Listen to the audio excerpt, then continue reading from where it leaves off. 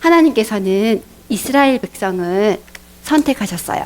이스라엘 백성들을 선택하시고 아브라함을 부르셔서 너는 본토 친척 아버지의 집을 떠나서 여기 있던 지역에서 떠나서 바벨로니아 지역에서 떠나서 가나안 땅으로 가라. 그 땅을 너희에게 줄게 하고 약속해 주셨어.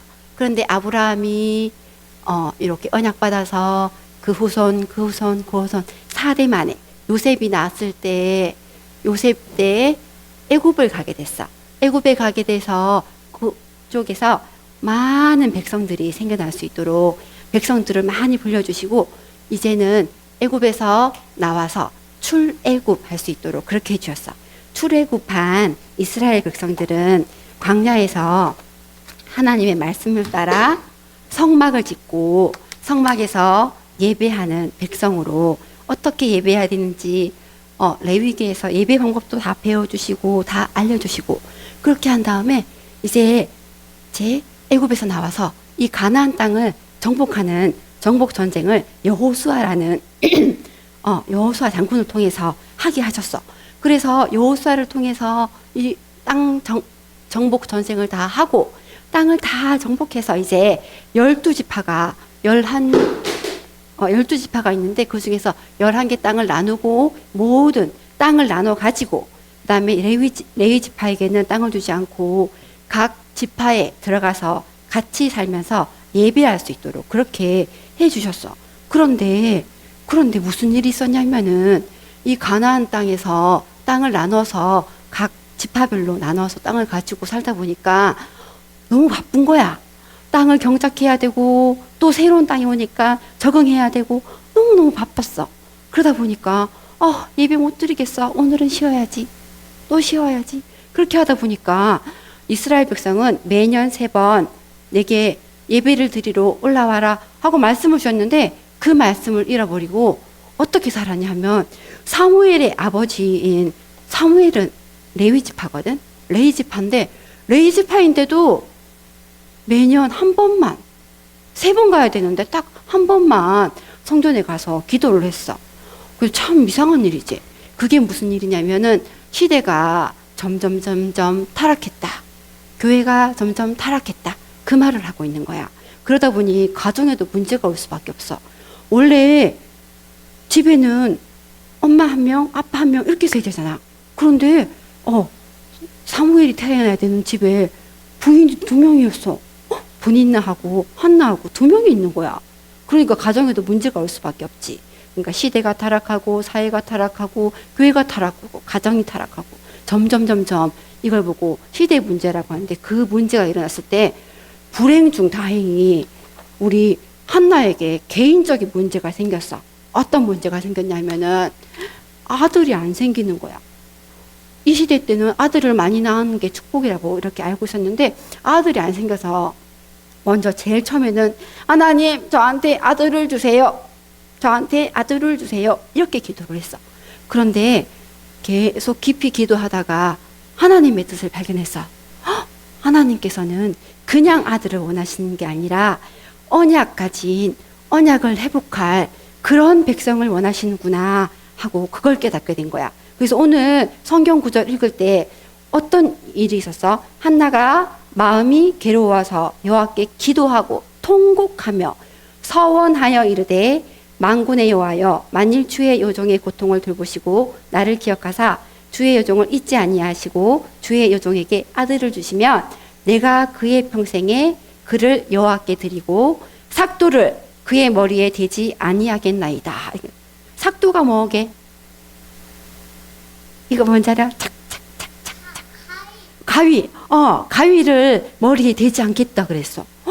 그 말은 무슨 말이냐면은 내가요 이 아이가 낳으면 여호와께 드리겠어요. 이 여호와께 드리고 머리에 칼을 대지 않고 가위를 대지 않고 술을 마시게 하지 않고 시체를 가까이 하지 않게 해서 구별된 사람으로 거룩한 사람으로 나실인으로 드리겠습니다. 이 기도를 한 거야. 그래서 하나님께서 우리 한나의 기도에 응답해 주시면서 사무엘이 짜잔 태어나게 되었어요.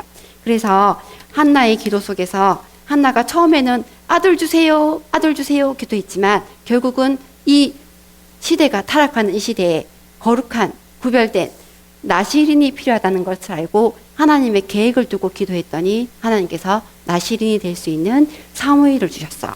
사무엘은 한나가 기도하고 약속으로 받은 아들이잖아. 그래서 그 말씀대로 언약궤 옆에서 살 수 있도록, 성전에서 살 수 있도록 젖을 뗀 후에 성전에 들였어. 성전에 들여서 성전에서 제사장들과 함께 생활을 하면서 제사장의 수종을 들면서 그 일을 감당하면서 그렇게 언약 가운데 살 수 있도록 이렇게 온전히 그의 평생에 사무엘을 하나님께 딱 드릴 수 있도록 한나는 그렇게 기도했어. 하나님께서는 시대를 보시고 한나에게 개인적인 문제 주셨지만 그 개인적인 문제 속에서 기도하다가 하나님의 계획을 발견하고 나시린이 기도를 했더니 하나님께서 이렇게 교회가 회복될 수 있는 방향으로 길을 이끄시고 응답을 하신 거야. 그래서 우리가 이걸 잘 알아야 돼. 사실은 요즘 시대도 보통 시대가 아니야. 이 시대처럼 사람들이 점점 하나님을 멀리하고 또 교회를 멀리하고 가정도 자꾸 깨어지고 많이 힘든 이런 시대가 되었거든. 그런데 이런 시대에 하나님께서 우리 할머니, 할아버지, 엄마, 아빠 불러가지고 기도하게 하셔. 어떤 기도하게 하시게? 하나님, 우리의 자녀들은, 우리의 후대들은 꼭 예수 그리스도 언약 회복하게 해주세요. 이렇게 기도하고 계시는 거야.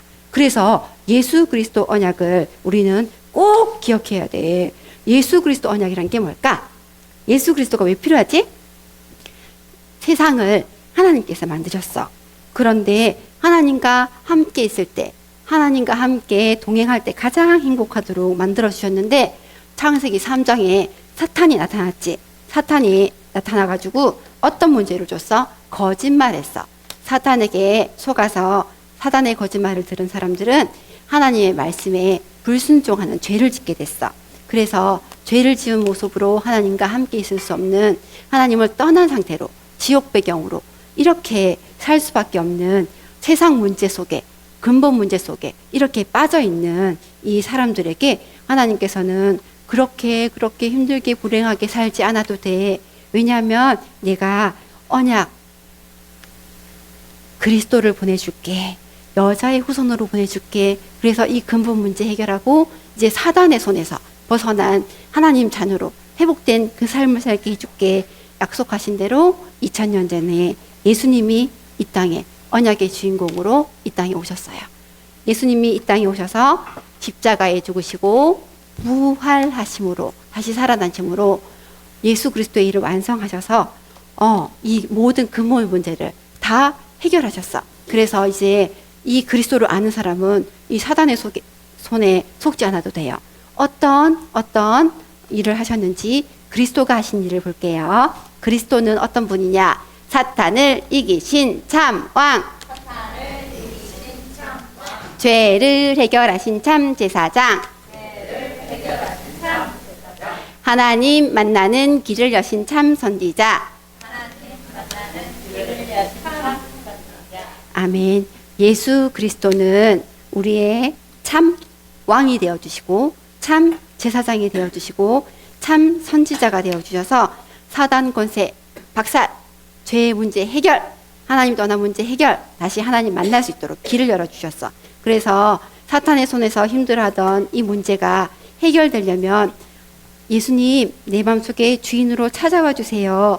나의 그리스도가 되어주세요. 나의 주인이 되어주세요. 하고 기도하는 사람은 이 사단의 손에서 벗어날 수 있는 그 길을 하나님께서 이렇게 예수 그리스도를 통해서 다 이루어 주셨거든. 그래서 예수님이 진짜 십자가에 죽으시고 부활하심으로 참 왕, 참 제사장, 참 선지자가 되셔서 우리의 모든 문제를 해결하셨구나. 예수님이 진짜 그리스도구나. 이걸 믿고 내 마음속에 예수님 나의 주인 되어주세요 하고 기도하는 사람은 하나님 자녀가 될 수 있어요.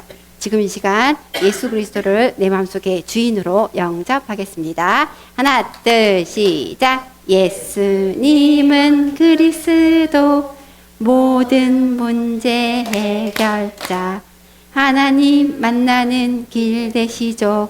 죄와 저주에서 해방 주셨죠.